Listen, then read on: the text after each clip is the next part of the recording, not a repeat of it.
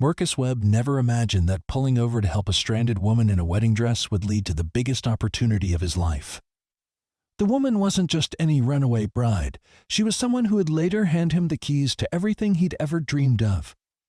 But first, she had a secret to reveal that would change both their worlds forever.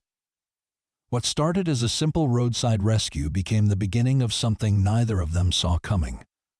Before we carry on, please hit the subscribe button for more real, emotional, life-changing stories like this, and let me know where you are watching from in the comments. The morning sun cast long shadows across Interstate 75 as Marcus Webb gripped the steering wheel of his aging pickup truck, his knuckles white against the faded black leather. The radio crackled with static between stations, much like his life had been lately, caught between the familiar comfort of routine and the desperate need for something more. His 7-year-old daughter Lily sat in the passenger seat, her small legs swinging as she hummed a tune from her favorite cartoon, completely oblivious to the weight of worry that had settled permanently across her father's cot. Shoulders. Marcus had been driving the same route for 3 years now, ever since he'd started his landscaping business after losing his job at the manufacturing plant. The work was honest but unpredictable, dependent on weather and the whims of homeowners who often treated him more like hired help than a skilled professional. Today's job was 40 miles away in Millbrook, a wealthy suburb where manicured lawns stretched like green carpets in front of houses that cost more than he'd make in 5 years. The irony wasn't lost on him that he spent his days making other people's homes beautiful while his own small apartment needed repairs he couldn't afford. "Daddy, look at that pretty car," Lily said, pointing ahead to where a silver luxury sedan sat on the shoulder of the highway, its hazard lights blinking like a distress signal against the morning light. Steam rose from under the hood, and Marcus could see a figure in white standing beside the driver's door, looking as lost as anyone he'd ever seen. His first instinct was to keep driving. He was already running late, and getting involved in someone else's problems wasn't something he could afford, both literally and figuratively. But as they drew closer, he could see the figure more clearly, a woman in what appeared to be a wedding dress, her dark hair escaping from what had once been an elaborate updo. She was holding a cell phone to her ear, her free hand gesturing frantically as she paced back and forth in white satin heels that were clearly not designed for highway shoulders. "We should help her, Daddy," Lily said with the simple certainty that only children possess. She looked sad. Marcus felt something twist in his chest.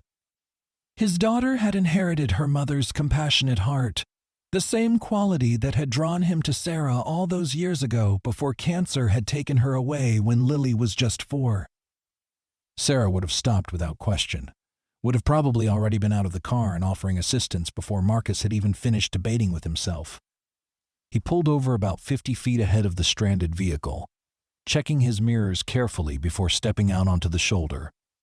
The morning air carried the smell of hot asphalt and engine coolant, and as he approached, he could hear the woman's voice raised in frustration. "No, Mother, I am not being dramatic.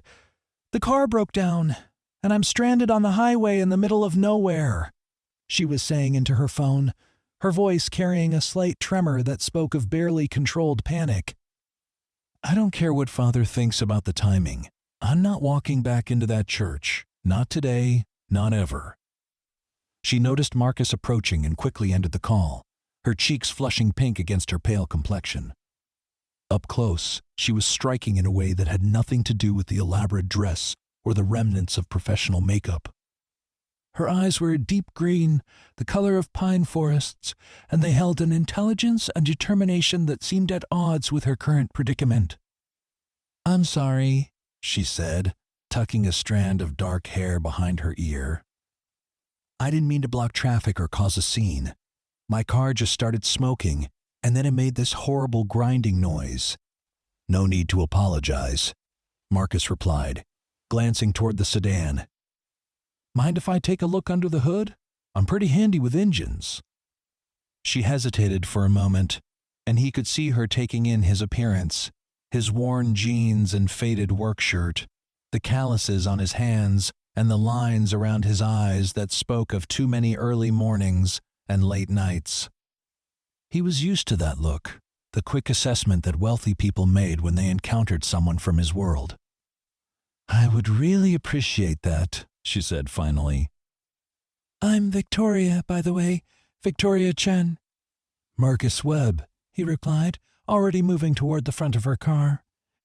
"That's my daughter Lily in the truck. She's the one who insisted we stop." Victoria glanced toward his pickup, where Lily had rolled down the window and was waving enthusiastically. A genuine smile crossed Victoria's face for the first time, transforming her features completely. "Smart girl," Victoria said, waving back. I was beginning to think chivalry was dead. Marcus popped the hood and immediately saw the problem. The radiator hose had burst, sending coolant spraying across the engine compartment. It was a relatively simple fix, but not something that could be done on the side of the highway without the proper parts. "Bad news and good news," he said, wiping his hands on a rag from his back pocket. "The bad news is your radiator hose is shot. The good news is it's an easy fix once we get the right part. There's an auto parts store about 10 miles up the road." Victoria's face fell. "I suppose I should call a tow truck then. Though I have no idea how long that will take, and I really need to get somewhere today." "Where are you headed?" Marcus asked, though he suspected he already knew the answer based on her attire and the phone conversation he'd overheard. "Honestly, I have no idea," Victoria said with a laugh that held more hysteria than humor. "I was supposed to be walking down the aisle about 2 hours ago, but instead I'm standing on a highway in a jazz that costs more than most people make in a month, talking to a complete stranger about car repairs." Marcus studied her face, seeing the conflict written there in the tension around her eyes and the way she kept twisting the engagement ring on her finger. He recognized that look, had seen it in his own mirror during the months after Sarah's diagnosis, when their entire world had shifted beneath their feet. "Tell you what," he said, making a decision that went against every practical instinct he possessed. "I can run up to the parts store, grab a new hose, and have you back on the road in about an hour. No charge for the labor." "I couldn't ask you to do that," Victoria protested. "You probably have somewhere you need to be." "Nothing that will wait," Marcus lied smoothly. "Besides, Lily would never forgive me if I left a princess stranded on the highway." Victoria's laugh this time was genuine, warm, and musical. "A princess? Is that what I look like?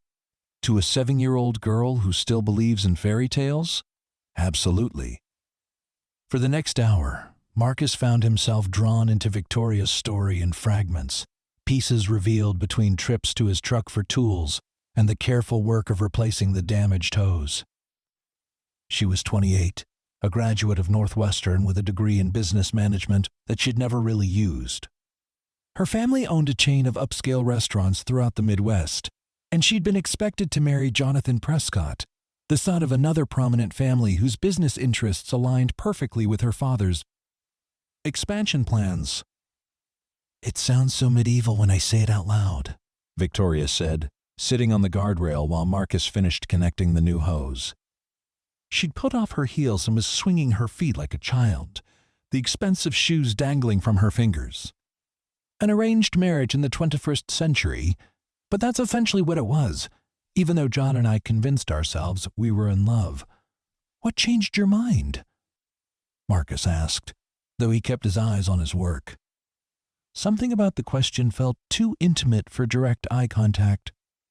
"I woke up this morning and realized I was about to promise the rest of my life to someone I barely know," Victoria said quietly. "John is a perfectly nice man. He's educated, successful, comes from a good family. He'll probably make someone very happy someday.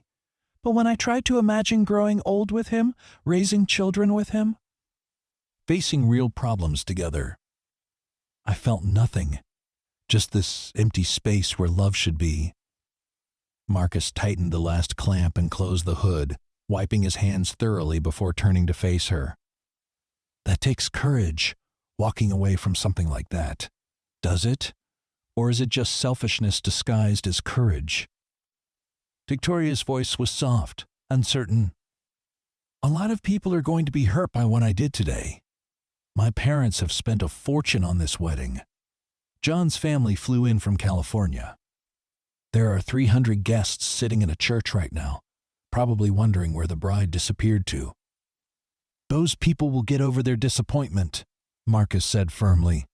But you would have spent the rest of your life living with regret if you'd gone through with something that felt wrong. Victoria studied his face, and Marcus had the uncomfortable feeling that she was seeing more than he'd intended to reveal. You sound like someone who knows about regret. We all have our share, Marcus replied, deflecting the observation. The trick is learning from it instead of drowning in it. By the time Marcus had finished the repair and tested the engine to make sure everything was running smoothly, the sun had climbed higher in the sky and the highway traffic had increased to a steady stream. Victoria had called her parents to let them know she was safe but not coming back, a conversation that had left her pale and shaken by, but resolute. How much do I owe you? She asked as Marcus packed his tools back into his truck's toolbox. I told you, no charge, Marcus replied. Just pay it forward someday when you see someone else who needs help. Victoria reached into a small purse she'd retrieved from her car, pulling out a business card and a pen. She wrote something on the back before handing it to him. This is my personal number, she said. If you ever need anything, and I mean anything, please call me. I know you probably think I'm just some spoiled rich girl having a breakdown, but I want you to know that what you did today, the kindness you showed a complete stranger, it meant more to me than you'll ever know. Marcus took the card, noting the elegant script on the front that identified her as Victoria Chen, Business Development, Chen Restaurant Group. The name was familiar, though he couldn't place why. I hope everything works out for you, he said sincerely.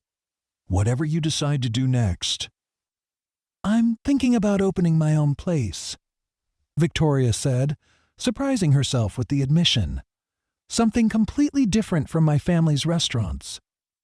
Maybe a little cafe or bistro, somewhere people can come for comfort food and genuine conversation, instead of Instagram-worthy presentations and networking opportunities. That sounds perfect for you, Marcus said, and meant it. There was something about Victoria that suggested she'd be happier creating something personal and meaningful than managing another link in a corporate chain. They stood there for a moment, two people whose paths had crossed by chance on a highway in the middle of nowhere, both knowing that they were unlikely to see each other again. The practical part of Marcus's mind was already calculating how much time he'd lost and whether he could still salvage his appointment in Millbrook. But another part of him, a part that had been dormant for too long, was reluctant to let this moment end. Take care of yourself, Victoria Chen, he said finally, extending his hand for a formal goodbye. You too, Marcus Webb, she replied, taking his hand in both of hers. Her grip was firm and warm, and she held on just a moment longer than necessary. And thank you again for everything. Marcus watched in his rearview mirror as Victoria's silver sedan pulled back onto the highway, heading in the opposite direction from his destination. Lily had been unusually quiet during the repair work, observing everything with the intense curiosity of a child, but now she turned to him with serious eyes. Is the princess going to be okay, Daddy? She asked. I think she's going to be just fine, sweetheart, Marcus replied, though he found himself hoping it was true. Sometimes people have to make hard choices to find their happiness. Like when Mommy went to heaven? Lily asked with the directness that always caught Marcus off guard. A little different, but yeah, sometimes like that, Marcus said carefully. Sarah's death hadn't been a choice, but he understood what Lily was trying to process. Sometimes things happen that change everything, and we have to figure out how to be happy in a new way. The rest of the drive to Millbrook passed in comfortable silence, with Lily eventually falling asleep against the window while Marcus replayed the morning's events in his mind. There had been something about Victoria that had resonated with him on a level he hadn't experienced since Sarah's death. Not romantic attraction. Exactly! Though he couldn't deny that she was beautiful. It was more a recognition of kindred spirits, two people navigating major life transitions and trying to find their way forward. His client in Millbrook was understanding about his lateness, especially when Marcus explained that he'd stopped to help someone with car trouble. The job itself was routine, installing new landscaping around a backyard patio. But Marcus found his mind wandering as he worked. He kept thinking about Victoria's idea for a cafe, about the way her eyes had lit up when she talked about creating something meaningful and personal. It was nearly dark by the time Marcus and Lily made it home to their small apartment above Mrs. Rodriguez's garage. The space was cramped but clean, with two bedrooms barely large enough for their furniture and a kitchen that required careful choreography when both of them were trying to use it at the same time. Marcus had decorated Lily's room with bright colors and whimsical touches, creating a space that felt magical despite its size, while his own room remained Spartanly functional. After helping Lily with her homework and getting her ready for bed, Marcus sat at his small kitchen table with a bass, beer, and his laptop, trying to catch up on paperwork and schedule the next day's appointments. But his attention kept drifting to Victoria's business card, which he'd placed on the counter beside his keys. Chen Restaurant Group. The name had been nagging at him all day. And finally he gave in to curiosity and searched for it online. What he found made him sit back in his chair with surprise. The Chen family wasn't just successful, they were incredibly wealthy, with restaurants in Plainer, Chicago, Milwaukee, Minneapolis, and several smaller cities throughout the region. Their flagship location in downtown Chicago had been featured in national food magazines and had hosted celebrities. Politicians. Victoria hadn't been exaggerating when she'd talked about the pressure of family expectations. She was walking away from what appeared to be a business empire, choosing uncertainty over security in a way that Marcus found both admirable and terrifying. He thought about his own struggles, the constant worry about making rent and keeping his truck running, the careful budgeting required to make sure Lily had everything she needed. The idea of voluntarily giving up financial security seemed almost incomprehensible. But then he remembered the look in Victoria's eyes when she'd talked about her wedding, the emptiness she'd described feeling when she tried to imagine her future with Jonathan Prescott. Marcus had felt that same emptiness during the last months of Sarah's illness, when the woman he loved had been slowly disappearing even though she was still physically present. The difference was that Victoria had the power to change her situation, while Marcus had been helpless to alter his. 3 weeks passed without Marcus thinking much about his roadside encounter with Victoria Chen. His business was picking up as spring weather encouraged homeowners to tackle the outdoor projects, and he was grateful for the steady work even though it meant 12-hour days and exhausted evenings. Lily had adjusted well to the longer hours, spending afternoons at an after-school program that she actually seemed to enjoy, making friends and participating in activities that Marcus couldn't afford to provide on his own. It was a Thursday evening in early May when Marcus's phone rang while he was helping Lily practice her spelling words. Number wasn't familiar, but something about it seemed important enough that he decided to answer despite the late hour. Hello, is this Marcus Webb? The voice was female, professional, but with an underlying warmth that he recognized immediately. Victoria? Marcus said, surprised. How are you? Is everything okay? I'm wonderful, actually, Victoria said, and Marcus could hear the smile in her voice. I hope you don't mind me calling so late. I tried earlier but couldn't get through. No problem at all, Marcus replied, gesturing for Lily to continue with her homework. "What's going on?" "And I wanted to thank you again for helping me that day on the highway," Victoria said. "But I also wanted to share some news and to ask you something that might sound completely crazy." Marcus felt a flutter of curiosity mixed with apprehension. "I'm listening." "I did it," Victoria said, her voice bubbling with excitement. "I opened my own place." A little cafe called Victoria's Kitchen, about 20 minutes from where we met that day. It's nothing fancy, just good food and a comfortable atmosphere, but it's mine, and I've never been happier. That's incredible, Marcus said, genuinely pleased for her. "Congratulations. How's business?" "Better than I hoped, actually. Word of mouth has been amazing, and we're booked solid for dinner most nights." Which brings me to the crazy part. Victoria paused, and Marcus could picture her gathering courage the same way she had before making her confession about the wedding. "I need help with the landscaping outside the restaurant. The previous owner let everything go, and it looks awful. I was wondering if you might be interested in the job." Marcus was quiet for a moment, processing the offer. "Victoria, you don't need to throw business my way out of gratitude. I helped you because it was the right thing to do, not because I expected anything in return." "This has nothing to do with gratitude," Victoria said firmly. "I've seen your work. I drove by some of your job sites after that day we met, and you're incredibly talented. I want the best for my restaurant, and from what I've seen, you're the best." "You researched me?" Marcus asked, not sure whether to be flattered or concerned.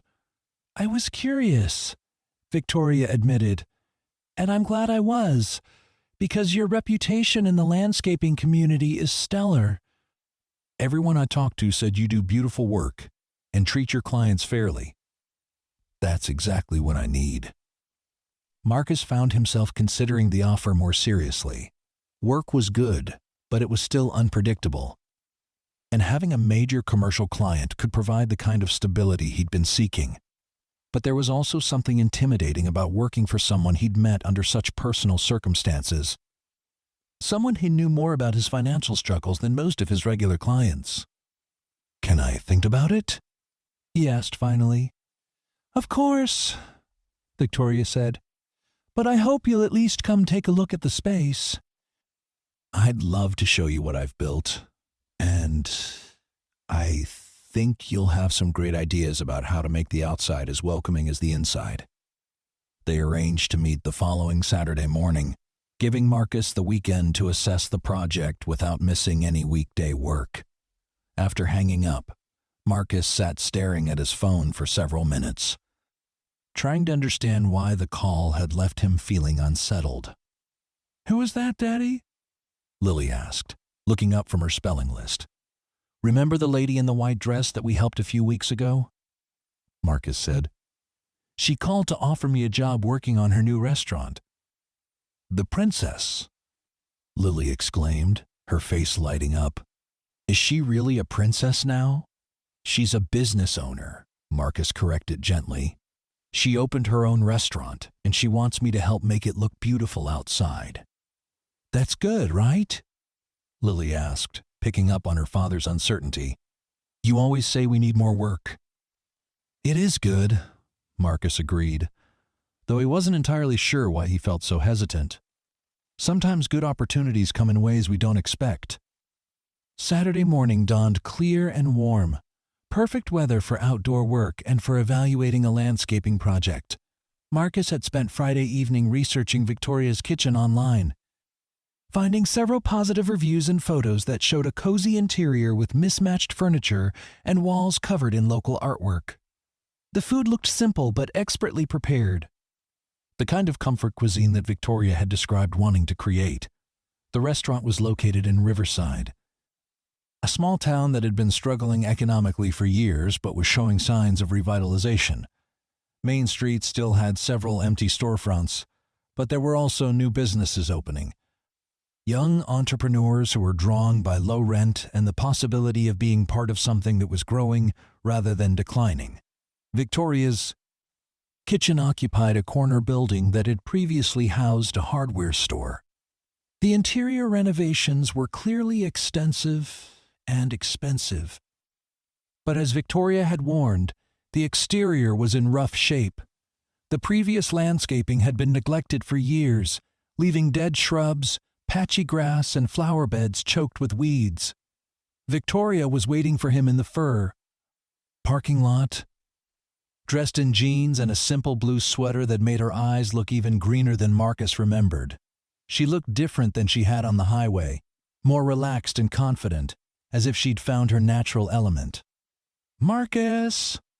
she called out, walking over to greet him with a genuine smile. "Thank you so much for coming." "Where's Lily?" "Spending the morning with a friend," Marcus replied. "I thought it would be easier to focus on business without distractions." "Well, I'm excited to show you around," Victoria said, gesturing toward the building. "Fair warning, I may be a little too enthusiastic. I still can't quite believe this place is mine." She gave him a tour of the interior first, and Marcus was impressed despite himself. The space was warm and inviting, with exposed brick walls, reclaimed wood accents, and lighting that created intimate pockets even in the open floor plan. The kitchen was visible through a large pass-through window, allowing diners to watch their meals being prepared. And every detail spoke of careful thought and significant investment. "This is incredible," Marcus said as they finished the interior tour. "How did you manage all this so quickly?" "I had some money saved," Victoria said simply, though Marcus suspected there was more to the story. "And I found an amazing contractor who was willing to work nights and weekends to get me open fast. Sometimes when you know something is right, you just have to go all in." They moved outside to discuss the landscaping project, and Marcus could see immediately why Victoria needed professional help. The bones of the property were good, with mature trees providing natural focal points and interesting grade changes that could be turned into assets with the right design. But years of neglect had left everything overgrown and shabby. "What's your vision?" Marcus asked, pulling out a notebook to jot down ideas. "I want it to feel like an extension of the interior," Victoria said, walking around the space with animated gestures. "Welcoming and comfortable, but also distinctive. Something that makes people want to stop and come inside." Marcus spent an hour walking the property, taking measurements and notes, asking questions about Victoria's budget and timeline. She was knowledgeable about plants and design principles, clearly having done her research. But she also deferred to his expertise in a way that made the collaboration feel natural. "I can have a formal proposal ready for you by Wednesday," Marcus said as they finished their walkthrough. "But I can tell you right now that this is going to be a beautiful project. You've got great bones to work with." "Oh, I was hoping you'd say that," Victoria said. "Can I buy you lunch?" "I promise the food is as good as the reviews suggest." Marcus glanced at his watch, realizing that their meeting had stretched longer than planned. He should probably get home to Lily. She'd spend his Saturday afternoon on the household projects that never seemed to get finished. But Victoria's invitation felt like more than just politeness, and he found himself curious about her story, about how she'd managed to transform herself so completely in such a short time. "Sure," he said. "I'd like to try the place that's keeping you so busy." Lunch at Victoria's kitchen was a revelation. The food was exactly what Victoria had promised. Sophisticated comfort cuisine that managed to be both familiar and surprising. Marcus ordered a grilled cheese sandwich that was elevated with aged cheddar and caramelized onions, served with tomato soup that was clearly made from scratch. Victoria had the salmon salad, and Marcus watched her interact with her staff, noting the way they clearly respected and liked working for her. "This feels like exactly what you were meant to do," Marcus observed as they finished eating. It does, doesn't it?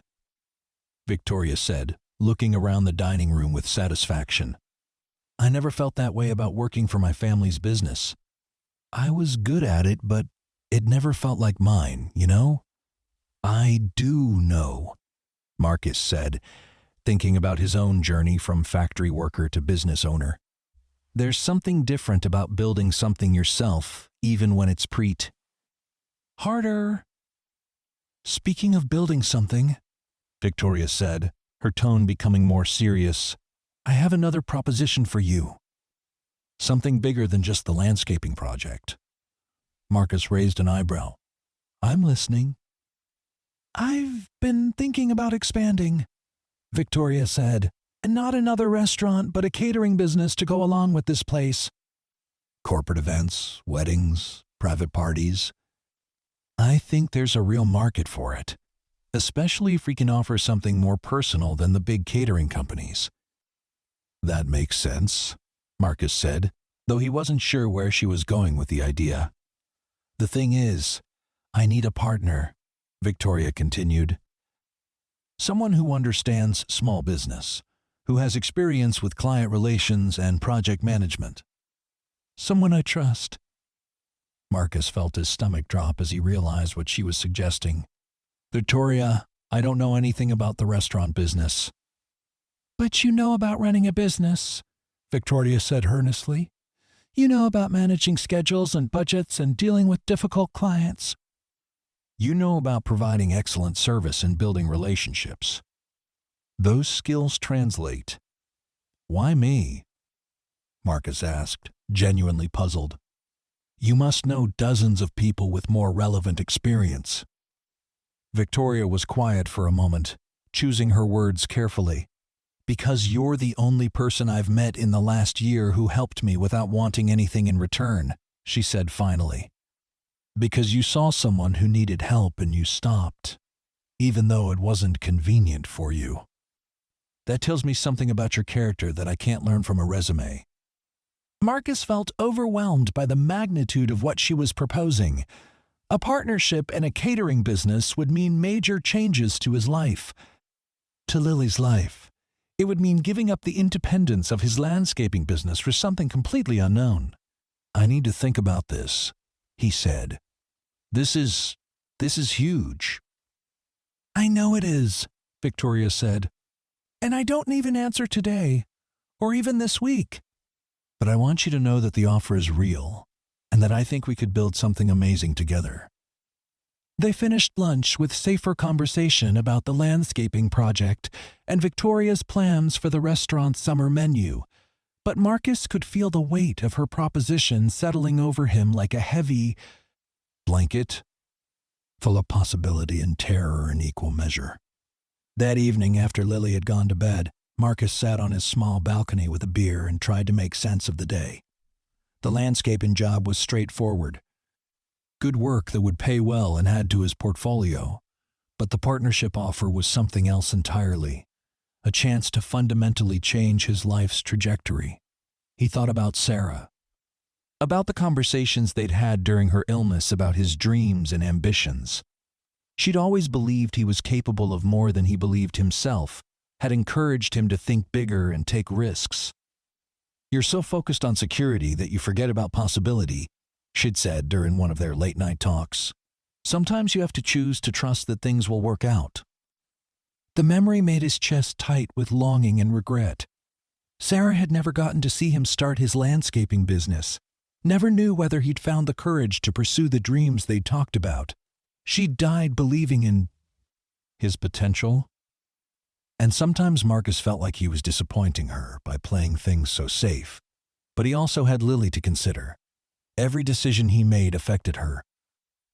And she deserved stability and security, more than he deserved to chase uncertain opportunities. The landscaping business was finally providing a decent income. And Lily was settled in school and making friends. Was it fair to risk that for something as unpredictable as a restaurant partnership? Marcus spent the next few days working on Victoria's landscaping proposal, throwing himself into the design process with an intensity that surprised him. He found himself envisioning not just plants and hardscaping, but the entire experience of approaching Victoria's kitchen. The way the exterior could draw people in and make them excited about what they'd find inside. The design that emerged was ambitious, incorporating native plants that would thrive in the local climate, hardscaping elements that created intimate seating areas, and lighting that would make the space welcoming both day and night. It was the kind of project that would stretch his skills and require him to coordinate with other contractors. But it was also exactly the kind of work he'd been hoping to take on as his business grew. When he presented the proposal to Victoria the following Wednesday, her reaction exceeded his expectations. "This is incredible," she said, studying the detailed drawings and plant lists. "It's exactly what I was hoping for, but better." "How soon can you start?" "If you approve the proposal, I can start next week," Marcus said. "The whole project should take about 6 weeks, weather permitting." "Consider it approved," Victoria said without hesitation. "This is going to transform the whole appearance of the restaurant." They spent another hour going over details and scheduling, and Marcus found himself relaxing into the professional relationship in a way that felt comfortable and productive. Victoria was clearly accustomed to managing projects and making decisions, but she also trusted his expertise and didn't try to micromanage every detail. As they wrapped up the meeting, Victoria brought up the partnership offer again. "Have you given any more thought to the catering business?" she asked casually, but Marcus could see the hope in her eyes. "I've been thinking about it constantly," Marcus admitted. "It's an amazing opportunity, but it's also terrifying. I'd be giving up something I know for something completely unknown." "What would it take for you to feel comfortable saying yes?" Victoria asked. "What would need to be different?" Marcus had been wrestling with exactly that question. "I think I'd need to understand the business better," he said finally. "The financial projections, the market research, the operational requirements. And I'd need to know that Lily's security wouldn't be compromised if things didn't work out." "What if we structured it as a gradual transition?" Victoria suggested. "You could keep your landscaping business while we get the catering operation started. That way you'd maintain your income stream while learning the restaurant business. Once we're established and profitable, you could decide whether to make the full transition." The compromise approach appealed to Marcus's cautious nature, while still leaving room for the possibility of something bigger. "That might work," he said carefully, "but I'd still need to see the numbers." "I'll put together a complete business plan," Victoria promised. "Financial projections, market analysis, operational timeline, everything. You can take as long as you need to review it." Over the next month, Marcus threw himself into the landscaping project at Victoria's kitchen with an energy and creativity that reminded him why he'd started his own business in the first place. The work was challenging but satisfying, requiring him to coordinate with electricians for the lighting installation and a stonemason for the hardscaping elements. Every day brought visible progress, and Marcus found himself looking forward to arriving at the job site each morning. Victoria was present most days, either working inside the restaurant or checking on the landscaping progress, and Marcus began to appreciate her approach to business management. She was decisive and demanding, but also fair and appreciative of good work. She remembered the names of all his crew members and often brought out coffee or lunch for everyone working on the project. Lily had accompanied Marcus to the job site a few times on weekends, and she was fascinated by the transformation taking place outside Victoria's kitchen. She especially loved the children's garden area that Marcus had designed, complete with raised beds where Victoria planned to grow herbs for the restaurant and vegetables that kids could help harvest. "Is Miss Victoria really going to let kids help with the garden?" Lily asked during one of their visits. "That's the plan," Marcus replied, watching his daughter examine the newly planted seedlings with careful attention. "She wants families to feel welcome here." "I like her," Lily announced with 7-year-old directness. She's nice, and she makes good cookies." Victoria had indeed been supplying a steady stream of baked goods to the work crew, claiming she was testing new recipes but clearly enjoying the excuse to spoil everyone. Marcus had tried to maintain professional boundaries, but it was hard to resist Victoria's warmth and genuine interest in his daughter's opinions about everything from flower colors to playground equipment. As the landscaping project neared completion, Victoria presented Marcus with the detailed business plan she'd promised for the catering venture. The document was impressive, clearly the work of someone with serious business training and access to professional market research. The financial projections were conservative but promising, showing a path to profitability within 18 months if they could capture even a modest share of the local catering market. "This is really thorough," Marcus said after spending several evenings reviewing every page. "You've thought of everything." "I learned from my family's business that preparation is everything," Victoria replied. "But I also learned that sometimes you have to be willing to take calculated risks." "What's your timeline?" Marcus asked. "I'd like to have the catering business operational by fall," Victoria said. "That gives us the summer to finish setting up operations and start marketing to corporate clients for their autumn events." Marcus felt the familiar flutter of anxiety mixed with excitement that had become associated with thinking about Victoria's offer.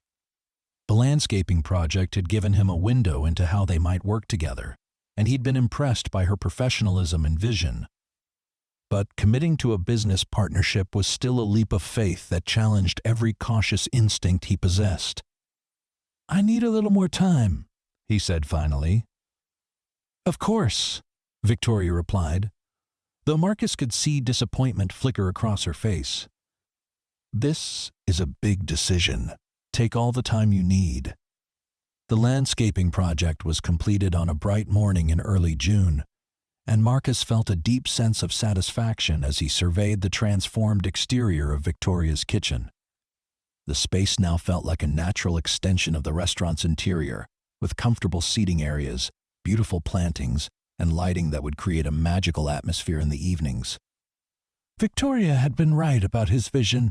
The outdoor space now drew people in from the street and provided multiple areas where guests could enjoy their meals in a garden setting. "It's perfect," Victoria said, standing beside him as they both admired the finished work. "Even better than I imagined when I first saw your drawings." "Your customers seem to agree," Marcus observed, nodding toward the patio area where several families were already enjoying lunch outside despite the early tea. "Hour. We've been booked solid for outdoor seating since you finished the main patio last week," Victoria said with obvious satisfaction. "I think we're going to need to expand the outdoor dining area sooner than I planned." Marcus felt a flush of professional pride.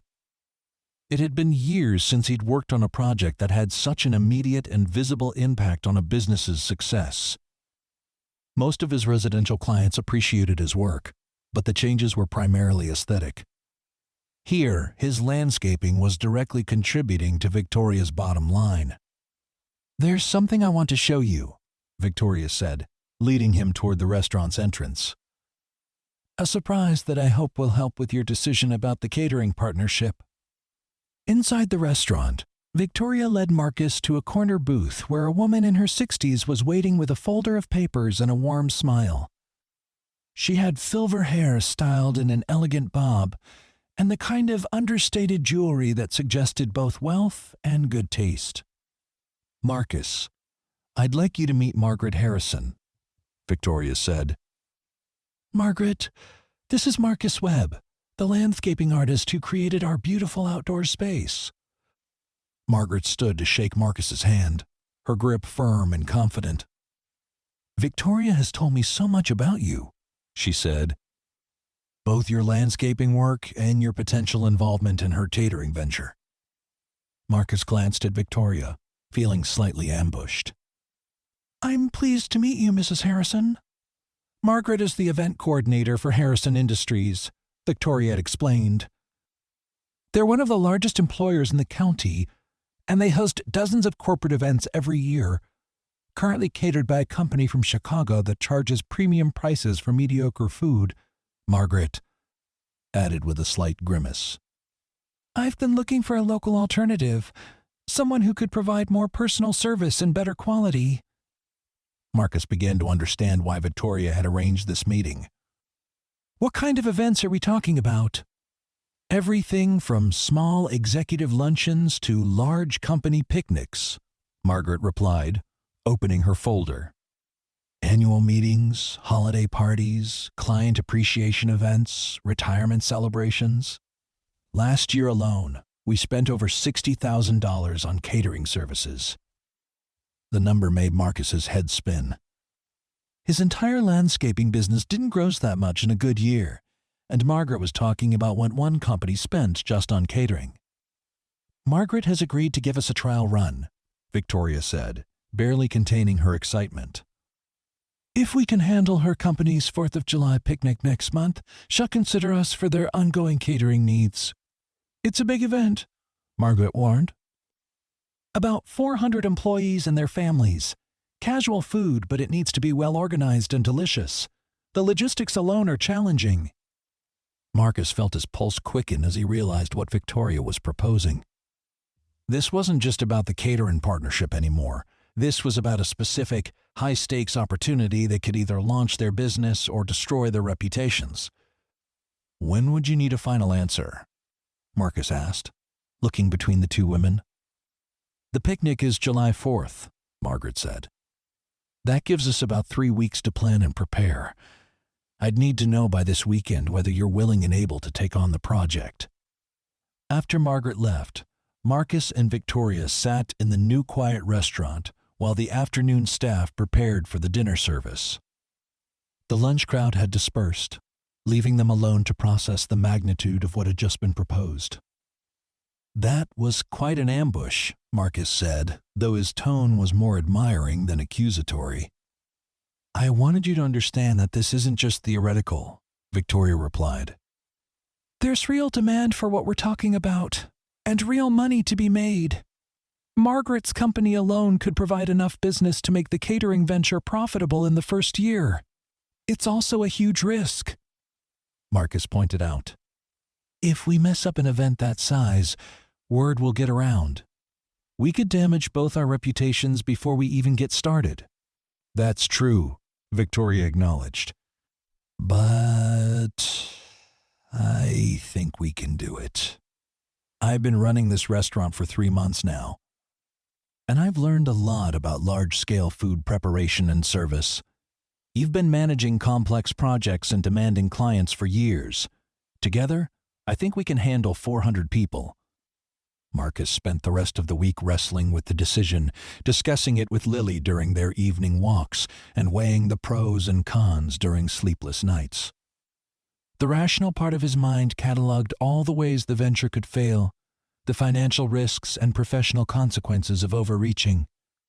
But another part of him, the part that had been slowly awakening since his encounter with Victoria on the highway, was excited by the challenge and the possibility. On Friday evening, Marcus made his decision. He called Victoria and asked if she could meet him at the restaurant after closing time, saying he had an answer for her about the catering partnership. Victoria was waiting for him in the empty dining room, the lights dimmed and the space feeling intimate and expectant. She'd changed out of her work clothes into jeans and a soft sweater, and Marcus was struck again by how different she looked from the desperate bride he'd encountered on the highway. I've made my decision, Marcus said without preamble, knowing that if he tried to ease into the conversation he might lose his nerve. Victoria held her breath, her hands clasped tightly in her lap. I want to try it, Marcus said. The catering partnership, Margaret's picnic, all of it. But I have conditions. Victoria's face broke into a radiant smile. Name them. First, we do this as equal partners, Marcus said. 50-50 ownership, 50-50 investment, 50-50 decision-making authority. I won't be a junior partner or an employee. Agreed, Victoria said immediately. Second, we start small and build carefully, Marcus continued, I'll keep my landscaping business for now, scaling back gradually as the catering business grows. I can't afford to give up my primary income until I'm sure this is going to work." "That makes perfect sense." Victoria nodded. "Third, and this is the most important one," Marcus said, his voice becoming more serious. "Lily comes first, always. If this business starts interfering with my ability to be a good father, or if it creates instability in her life, I'm out." "I wouldn't want it any other way," Victoria said softly. "Lily is lucky to have a father who puts her needs first." They spent the next hour outlining the basic structure of their partnership, sketching out responsibilities and decision-making processes. Victoria would handle the culinary aspects and client relations, while Marcus would manage operations and logistics. They would share financial responsibilities and major business decisions equally. "There's one more thing," Victoria said, as they prepared to leave. "Something I haven't told you about my situation." Marcus felt a flutter of apprehension. "What is it?" "My family isn't speaking to me," Victoria said quietly. "When I walked away from the wedding and decided to open this restaurant, they cut me off completely, financially and personally." "I'm sorry," Marcus said, genuinely sympathetic. "That must be incredibly difficult." "It is," Victoria admitted. "But it also means I'm truly on my own for the first time in my life. This restaurant, this partnership, it's all being built with my own resources and my own decisions. That feels scary, but also liberating." Marcus understood that feeling, the mixture of terror and freedom that came with being solely responsible for your own success or failure. "How are you managing financially?" "I had some money of my own, separate from the family business," Victoria explained. "And I sold some investments to fund the restaurant. I'm not wealthy anymore, but I have enough to make this work if we're careful and smart about it." The revelation changed Marcus's perception of their partnership in subtle but important ways. Victoria wasn't a rich woman playing at business with family money. She was an entrepreneur who had risked everything on her vision, just as he was about to risk everything on theirs. The next 3 weeks passed in a blur of planning, preparation, and controlled panic as Marcus and Victoria threw themselves into organizing Margaret Harrison's company picnic. They spent hours researching vendors, testing recipes, and working out logistics for feeding 400 people in a park setting. Marcus discovered that he had a natural aptitude for event planning, his experience managing landscaping projects translating well to coordinating food service, entertainment, and equipment rental. Victoria's culinary skills were even more impressive than he'd realized, her ability to scale recipes and maintain quality across large quantities marking her as a natural chef. Lily became an unofficial consultant for the children's activities, helping them plan games and entertainment that would appeal to kids of different ages. She was fascinated by the business planning process and asked endless questions about costs, logistics, and customer service. "Are you nervous about the big party, Daddy?" Lily asked the night before the picnic. "Terrified?" Marcus admitted. "But also excited. This could be the start of something really good for us." "Miss Victoria seems nervous too," Lily observed. "But the good kind of nervous, like when I have to give a presentation at school." The morning of July 4th dawned clear and hot, perfect weather for an outdoor picnic, but challenging conditions for food service. Marcus and Victoria arrived at Riverside Park at 5 a.m. to begin setting up, accompanied by a small crew of restaurant staff and temporary workers they'd hired for the event. The next 8 hours were a carefully choreographed dance of food preparation, equipment management, and crisis resolution.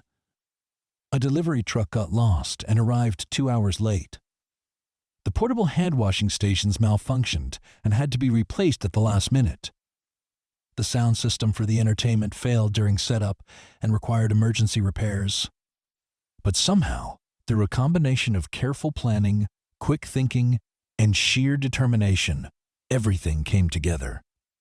By noon, when the first employees and their families began arriving, The picnic area was transformed into a festive outdoor celebration, with food stations, games for children, and seating areas arranged under colorful Av. Tense. Marcus found himself in his element, moving between different areas of the event to troubleshoot problems and ensure smooth operations. Victoria was in the main food service tent, directing her team with calm efficiency while maintaining the quality standards that had made her restaurant successful. "This is incredible," Margaret Harrison said to Marcus during the height of the event, gesturing toward the crowd of happy families. "The food is delicious, the organization is flawless, and everyone is having a wonderful time. You two have exceeded every expectation." Marcus felt a surge of pride and relief. The event was succeeding beyond their most optimistic projections, and he could see the potential for the catering business taking shape before his eyes. But the real validation came from the employees themselves. Throughout the afternoon, people approached both Marcus and Victoria to compliment the food, the service, and the overall experience. Children were laughing and playing while parents relaxed and socialized, exactly the kind of atmosphere that made corporate events successful. As the afternoon wound down and they began the massive cleanup process, Marcus found himself working alongside Victoria to pack equipment and dispose of waste. They were both exhausted but exhilarated, sharing the unique satisfaction that comes from pulling off a complex project successfully. "We did it," Victoria said, pausing in her work to survey the nearly empty park. "We actually did it. We make a good team," Marcus replied, and meant it. The partnership that had seemed so risky just weeks ago now felt natural and sustainable. "Margaret wants to talk to us next week about their fall events calendar," Victoria said, unable to suppress her excitement. "And 3 other people asked for our business cards today. I think word is going to get around fast." That evening, after all the equipment was cleaned and stored and the temporary staff had been paid and thanked, Marcus and Victoria sat on the restaurant's new patio with Lily, sharing a pizza and decompressing from the grr. "Day's intensity. So what happens now?" Marcus asked, watching Lily chase fireflies in the garden area he'd designed. "Now we build on what we started today," Victoria said. "We take on more events, hire more staff, maybe even look at getting our own catering kitchen instead of using the restaurant space." "That sounds like a pretty big expansion," Marcus observed. "It is," Victoria acknowledged. "But I think we're ready for it. Today proved that we can handle the pressure and deliver quality results. The question is whether you're ready to make the full commitment." Marcus watched his daughter playing in the garden, her laughter mixing with the evening sounds of insects and distant traffic. 3 months ago, his biggest concern had been making rent and keeping his truck running. Now he was contemplating becoming a full partner in what could become a significant business. "I think I am," he said finally. "Ready, for whatever comes next." Victoria reached across the table and took his hand, a gesture that felt both professional and personal. "Then let's build something amazing together." Over the following months, the catering business grew faster than either Marcus or Victoria had projected. Margaret Harrison's company became their anchor client, booking them for multiple events and providing referrals to other businesses. Word of mouth spread through the local business community, and soon they were fielding calls for weddings, private parties, and corporate functions throughout the region. Marcus gradually scaled back his landscaping business, keeping only his most loyal residential clients while devoting increasing time and energy to the catering venture. The transition was easier than he'd expected, his project management skills and attention to detail making him invaluable in the event planning process. Victoria proved to be not just a talented chef, but also a savvy businesswoman, negotiating contracts and managing client relationships with skill that impressed even experienced event coordinators.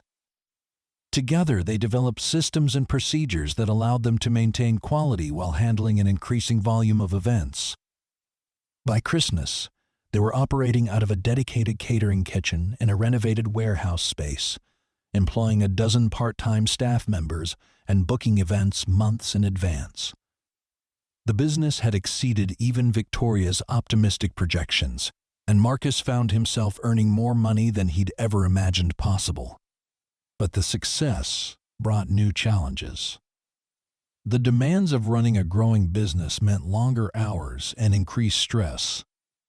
Marcus sometimes felt guilty about the time he was spending away from Lily, even though she seemed to thrive on being involved in the business, and often helped with age-appropriate tasks during events. It was during the holiday season, while they were catering a New Year's Eve party for 200 guests, that Marcus realized how much his life had changed since that morning on the highway when he'd stopped to help a stranded bride. "Do you ever think about that day we met?" he asked Victoria during a quiet moment between service courses. "Every day," Victoria replied immediately. "It feels like a lifetime ago, but also like yesterday. Do you regret it, walking away from your old life?" Victoria considered the question seriously. "I regret the pain I caused other people," she said finally. "But I don't regret the choice. If I hadn't made that decision, I never would have found this, never would have found us." The word "us" hung in the air between them, carrying implications that neither had fully acknowledged despite the months they'd spent working closely together. Their partnership had been strictly professional, but Marcus had become increasingly aware of his growing feelings for Victoria, feelings that went far beyond business collaboration. "Victoria," he began, then stopped, unsure how to proceed.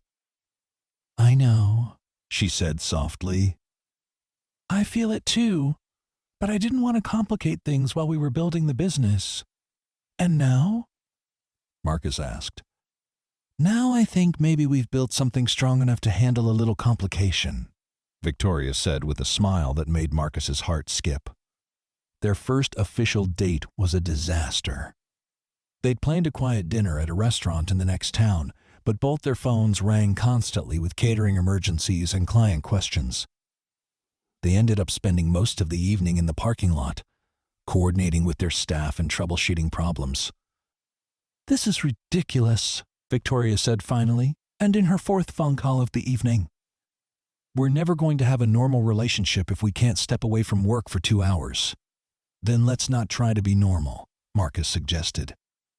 "Let's figure out how to make this work within the life we've actually built."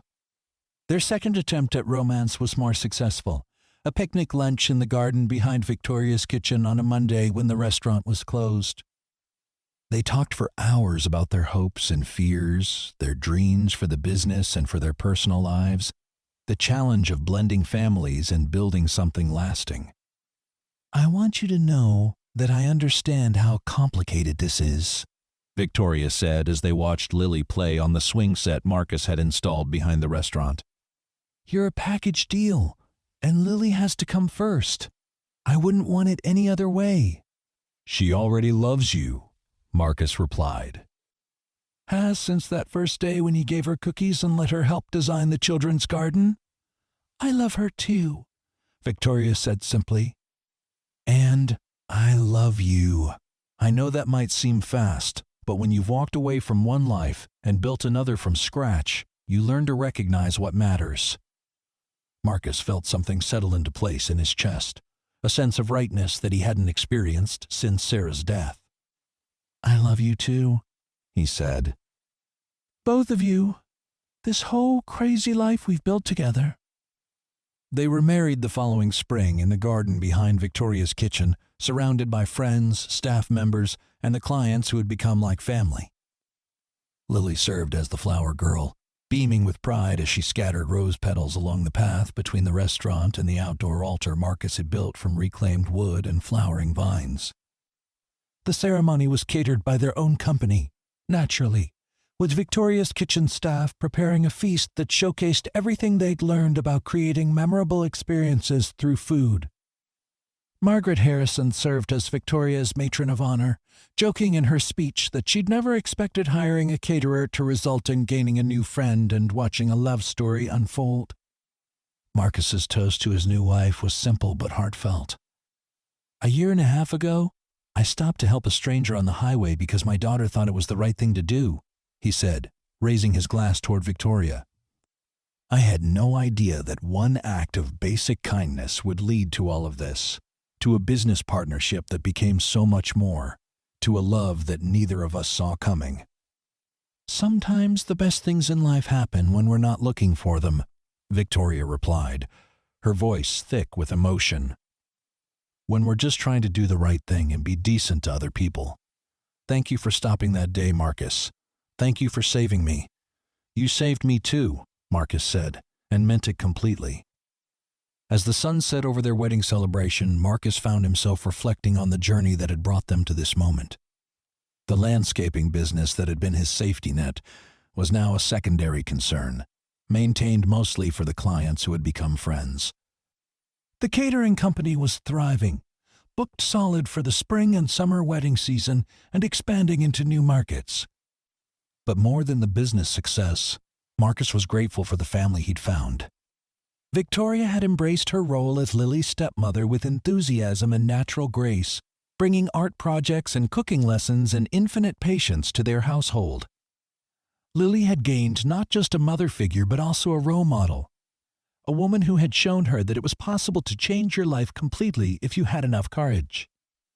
The little apartment above Mrs. Rodriguez's garage had been replaced by a house with a real yard, space for all of them to spread out and for Victoria to maintain the extensive herb garden that supplied both the restaurant and the catering business. Marcus had insisted on doing all the landscaping himself, creating outdoor spaces that reflected the same attention to beauty and functionality that had made their professional collaboration so successful. 2 years after their wedding, Victoria's Kitchen had become a destination restaurant, featured in regional food magazines and attracting diners from throughout the Midwest. The catering business was operating in 4 states, with plans for further expansion and possibly franchising opportunities. Marcus had become a recognized expert in event logistics and design, speaking at industry conferences and consulting for other catering companies. But on quiet Sunday mornings, when they sat in their garden with coffee and newspapers, while Lily played with the dog they'd adopted from the local shelter, Marcus sometimes thought about parallel universes where he hadn't stopped on the highway that morning. In those alternate realities, Victoria might have married Jonathan Prescott and spent her life managing her family's restaurant empire. Marcus might have continued struggling to make ends meet with his landscaping business, never discovering his aptitude for event planning or his capacity for the kind of love that transforms everything. "Do you think we would have found each other eventually?" Victoria asked during one of these contemplative moments, as if she'd been following his thoughts. "If we hadn't met that day? I don't know," Marcus replied honestly. "But I'm grateful we don't have to find out." The question became moot 6 months later when Victoria discovered she was pregnant, adding a new dimension to their already complex and rewarding life. The pregnancy was carefully managed around their busy catering schedule, with Victoria gradually shifting away from hands-on kitchen work to focus more on business development and client relations. Lily was thrilled about becoming a big sister, throwing herself into preparations with characteristic enthusiasm. She helped Marcus convert the spare room into a nursery, painted furniture, and practiced diaper-changing techniques on her dolls. Victoria was touched by how naturally Lily had embraced her expanded role in their family. "She's going to be an amazing big sister," Victoria said one evening as they watched Lily reading a story to Victoria's pregnant belly. "She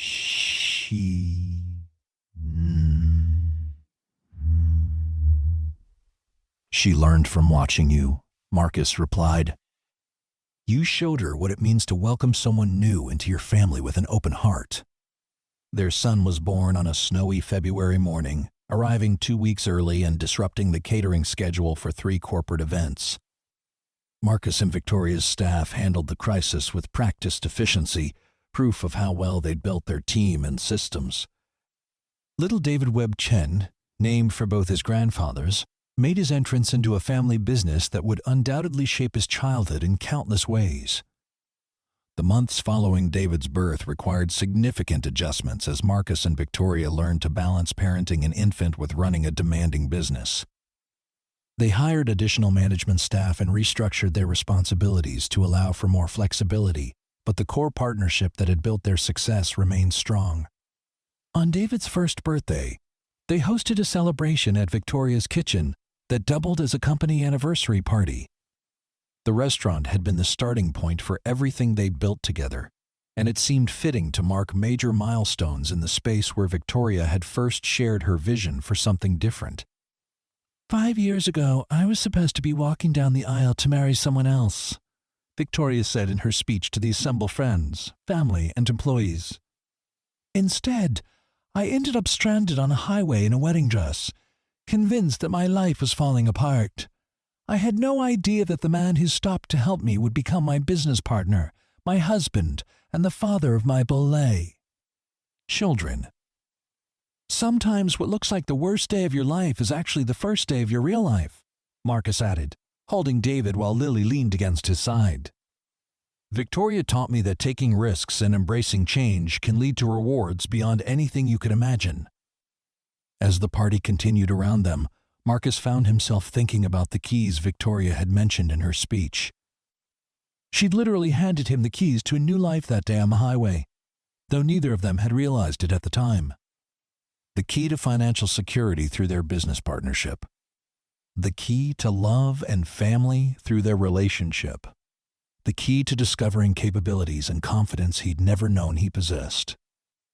But perhaps most importantly, Victoria had given him the key to believing that his story wasn't finished, that there were still chapters to be written and adventures to be undertaken.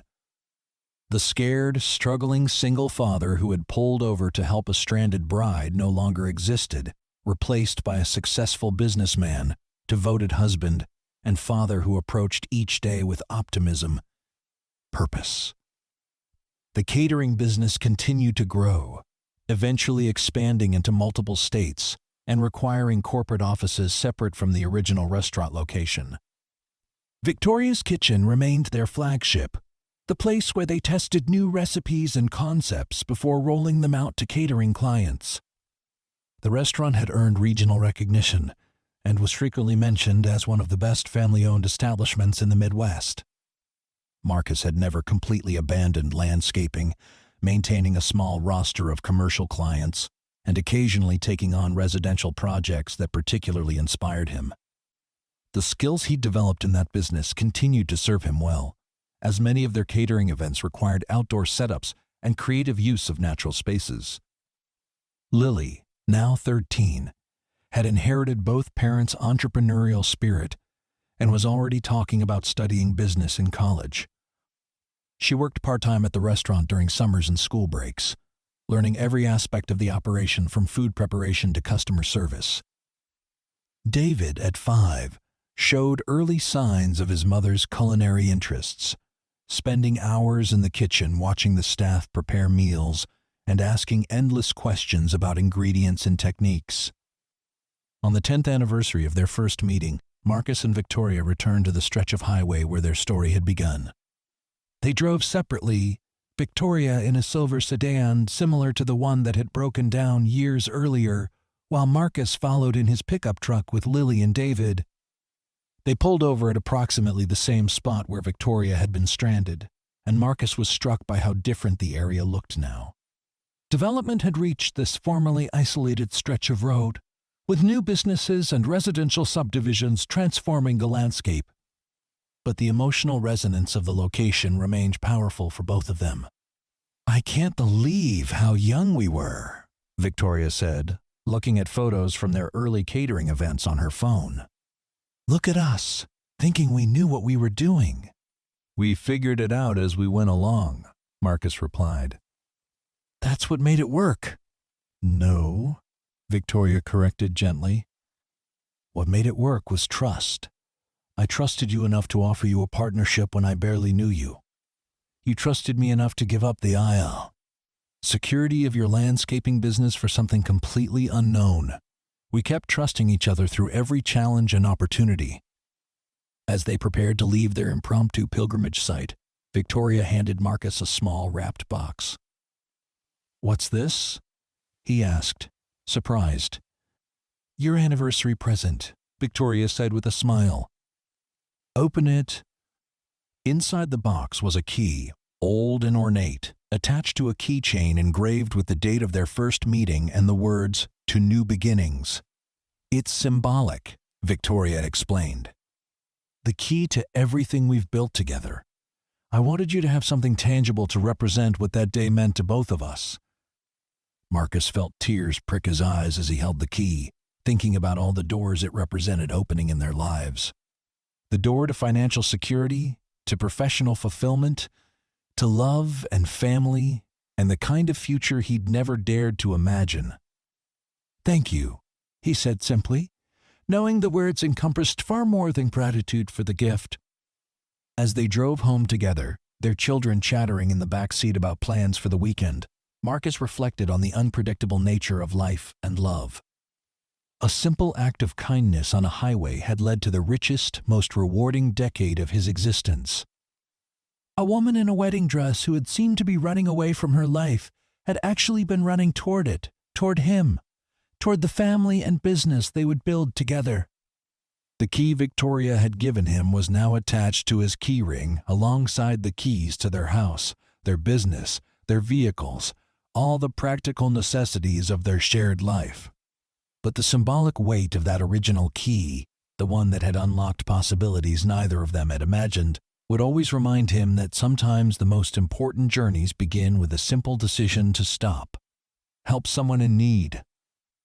Their story had started with a rescue on a highway, but Marcus understood now that they had rescued each other, creating something together that was greater than either of them could have achieved alone.